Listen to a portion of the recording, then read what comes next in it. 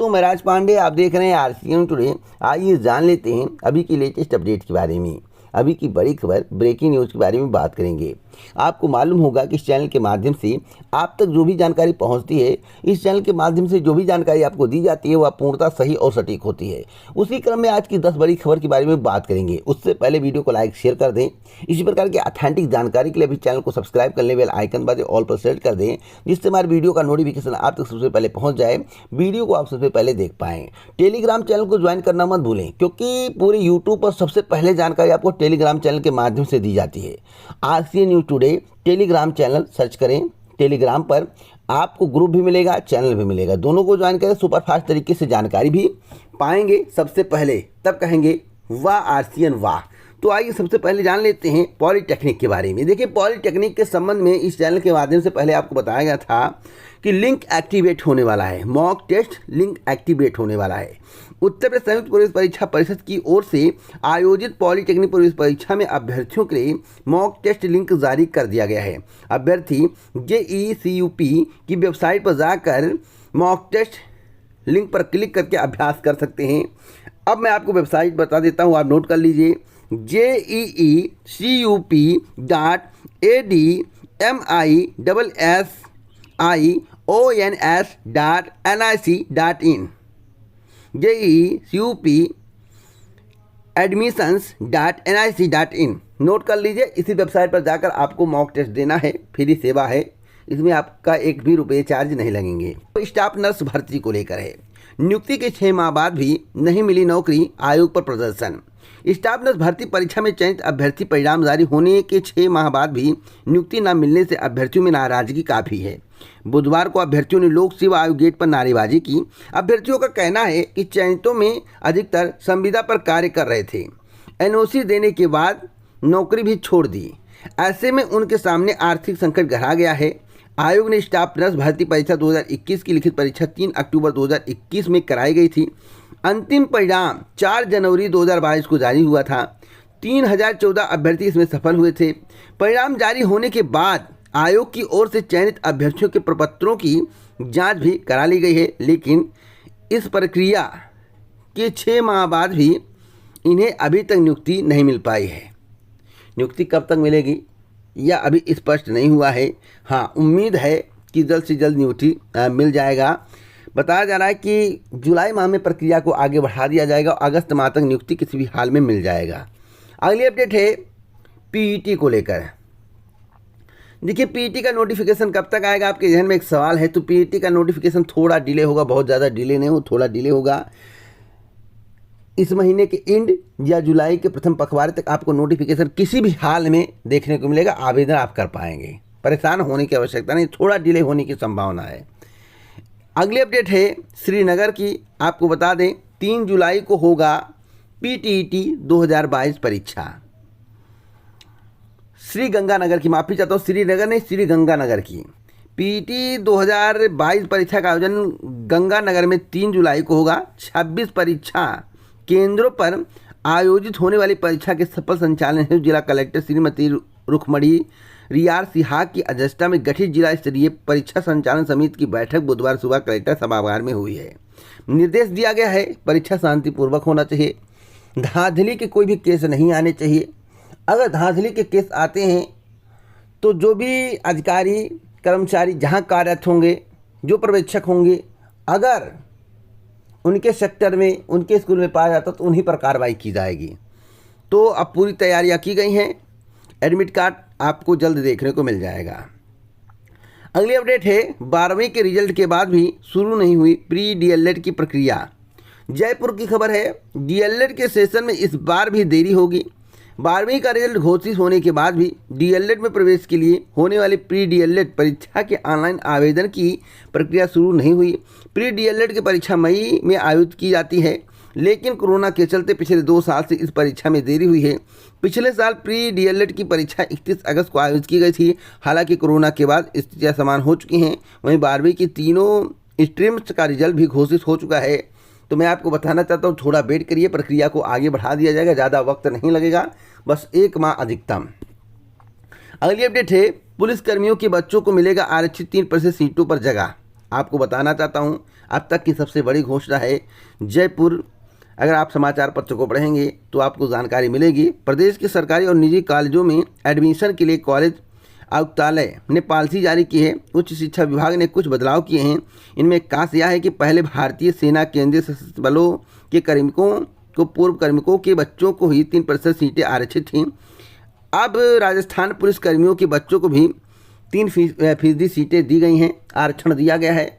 3% सीटों पर उनके बच्चों का, यानी कि पुलिस के बच्चों का भी एडमिशन हो पाएगा। तो गुड न्यूज़ है पुलिस कर्मचारियों के लिए। इससे अच्छी खबर कोई नहीं हो सकती है भैया। मैं आपको बता दूं, या कांग्रेस सरकार है, कांग्रेस जो कहती है वह करती है, इसमें दो राय नहीं है। अगली अपडेट है यूपीएससी की। यूपीएससी के द्वारा प्रारंभिक परीक्षा का परिणाम जारी किया गया है। संघ लोक सेवा आयोग ने वर्ष 2022 में प्रारंभिक परीक्षा के परिणाम को बुधवार को जारी कर दिया है। इसमें 13,000 से ज़्यादा अभ्यर्थी पास हुए हैं। भारतीय प्रशासनिक सेवा IAS, भारतीय विदेश सेवा IAFS और भारतीय पुलिस सेवा IPS में चयन के लिए परीक्षा हर साल 3 चरणों में होती है, प्रारंभिक, मुख्य और साक्षात्कार। 5 जून 2022 को प्रारंभिक परीक्षा में करीब 11.52 लाख अभ्यर्थी थे।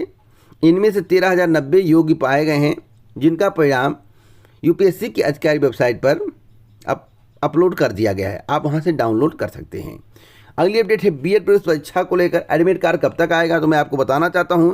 बीएड प्रवेश परीक्षा के लिए अब की बार 6,69,000 आवेदन आए हुए हैं। जांच पूरी कर ली गई है। रुहेलखंड विश्वविद्यालय अब प्रवेश पत्र जारी करने की तैयारी कर रहा है। 25 तारीख को 12 से 3 बजे के बीच में प्रवेश पत्र जारी कर दिया जाएगा बीएड प्रवेश परीक्षा के लिए।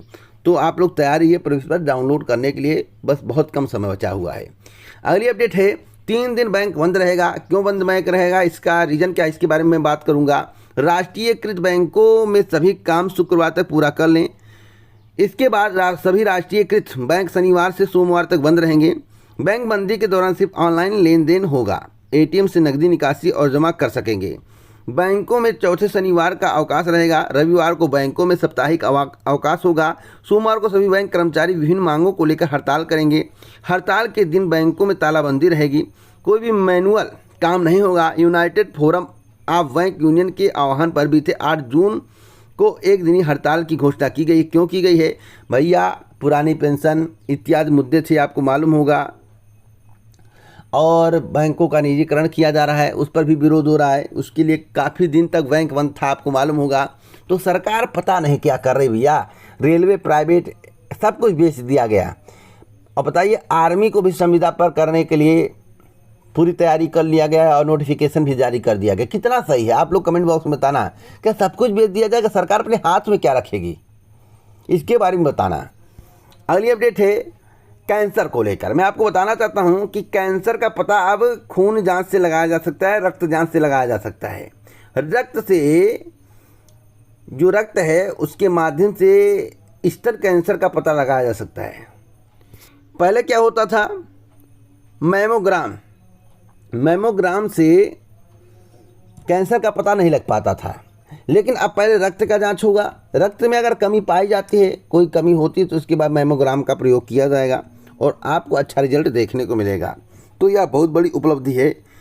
99% सही नतीजे आते हैं, यानी कि रक्त जांच से कैंसर का अगर पता लगाया जाए, स्तन कैंसर का, तो 99% सही नतीजे आते हैं, जो कि अब तक की सबसे बड़ी उपलब्धि है। अगली अपडेट है मानसून को लेकर। मानसून अगले हफ्ते आने के आसार। राजधानी की मैं बात कर रहा हूं। राजधानी में सोमवार के बाद मानसून हवाओं का असर दिखेगा। मौसम निगरानी संस्थान स्काईमेट का अनुमान है कि 27 तारीख की रात या 28 तारीख को हल्की बारिश की शुरुआत होगी। इसके 1-2 दिन में मानसून बदल पूरे क्षेत्र में छा जाएगा और बारिश झमाझम होगी। तो वेट करिए, बारिश होने वाली है। अगली अपडेट है ईवीएम को लेकर। ईवीएम में आज बंद होगी प्रत्याशियों की किस्मत। कहां पर चुनाव हो रहा है, तो मैं आपको बताना चाहता हूं। रामपुर और आजमगढ़ में उपचुनाव हो रहा है, जहां पर एक जहां निरहुआ है और एक जहां से कौन है आपको मालूम होगा। तो निरहुआ का जो कंपटीशन होना है, जो निरहुआ को जंग लड़ना है, जो निरहुआ को पराजय करना है, एक तरफ धर्मेंद्र यादव लगे हुए हैं, एक तरफ निरहुआ लगा हुआ है, दिनेश लाल यादव। तो कौन जीतेगा, कमेंट बॉक्स में जरूर बताइएगा। अगली अपडेट है परिणाम कब आएगा, मैं बता दूं, रिजल्ट कब आएगा। 26 तारीख को उपचुनाव के नतीजे आएंगे। कमेंट बॉक्स में बताना कि रामपुर और आजमगढ़ में किस पार्टी का प्रत्याशी जीत रहा है। अगली अपडेट है परीक्षा को लेकर। परीक्षा में सफलता के लिए रोज पढ़ें अखबार, ऐसा सीएम योगी का कहना है। उन्होंने बोला बहुत ही महत्वपूर्ण बात और मुझे बहुत अच्छा लगा। इस तरह की बातें होनी चाहिए, इस तरह की बातें होनी चाहिए, यही अच्छा भी लगता है। मुख्यमंत्री योगी आदित्यनाथ ने इंटरमीडिएट में पास हुए मेधावी छात्रों को बुधवार को अपने आवास पर पाठशाला लगाई। उन्होंने छात्रों को हिदायत दी है कि अगर प्रतियोगी परीक्षाओं में सफल होना है तो उन्हें नियमित रूप से समाचार पत्र पढ़ना चाहिए, वह भी पुरानी गहनता के साथ। उन्होंने छात्रों को पूरी गहनता के साथ छात्रों को रोज लाइब्रेरी जाने, सुबह जल्दी उठने, योग और परिश्रम करने की भी सीख दी है। अब समाचार पत्रों में कैसे पता कि सब कुछ सही आता है, इसलिए लेख को पढ़ना चाहिए और कुछ नहीं पढ़ना चाहिए, समझना चाहिए। और मैं आपको बताना चाहता हूँ केबीसी का एक वीडियो खूब वायरल हो रहा है। उसमें कहा जा रहा है कि 2000 रुपये के नोट में चिप लगा था, जो बहुत पहले कई गोदी मीडिया के द्वारा वायरल किया गया था। उस खबर को अब बताया जा रहा है और एक गलती बहुत बड़ी की गई और लोगों के दिमाग में भर दिया गया कि नैनो चिप लगा है, नैनो चिप लगा, माइक्रो चिप लगा, कुछ भी लगा है। यह पूर्णतः गलत था। इसलिए समाचार पत्रों पर, न्यूज़ चैनलों पर कितना विश्वास किया जाए यह भी समझ में नहीं आता है। अगर न्यूज़ चैनल की मानकर विश्वास करें, न्यूज़ चैनल की बातों पर ध्यान दें तो केबीसी जैसे बड़े बड़े प्रोग्राम को हम हार सकते हैं, कंपटीशन को हम बीट नहीं कर पाएंगे। जैसा कि हुआ 2000 की नोट में माइक्रो चिप लगा हुआ है और सेटेलाइट्स के माध्यम से उसे डिटेक्ट कर लिया जाएगा। जहाँ ज़्यादा पैसा होगा उसको रिकवरी हो जाएगी, वहाँ से वो पैसा पकड़ा जाएगा। भैया इसमें कितनी सच्चाई है आप लोग बताइएगा। किसके घर में 2000 का नोट था और नैनो माइक्रो चिप लगा हुआ था और सेटेलाइट के माध्यम से पता चल गया कि कितना रुपया यहाँ पर रखा हुआ है, बताना ज़रा कमेंट बॉक्स में। तो इसी प्रकार की ऑथेंटिक जानकारी मैं आपको देता रहता हूँ। और आपको मालूम होगा कि पुलिस भर्ती को लटकाने का प्रयास किया जा रहा है। पुलिस भर्ती खींचकर दिसंबर 2023 तक पहुँचाने का प्रयास किया जा रहा है। देखिए पुलिस भर्ती का विज्ञापन जारी होगा, यह गारंटी है। जो मैं कह दिया वह होगा, विज्ञापन आएगा, लेकिन भर्ती कंप्लीट कब होगी? 2023 दिसंबर तक, जून से लेकर दिसंबर के मिड में। मुझे यही जानकारी प्राप्त हुई और कल इसके संबंध में मेरे द्वारा जानकारी दी गई थी। अगर आपने कल का वीडियो नहीं देखा है तो एक बार देखिएगा, तभी आपको जानकारी मिलेगी। ऑथेंटिक जानकारी लाता हूँ, इसलिए आप वीडियो को प्रतिदिन देखा करें। जय हिंद, जय भारत, नमस्कार।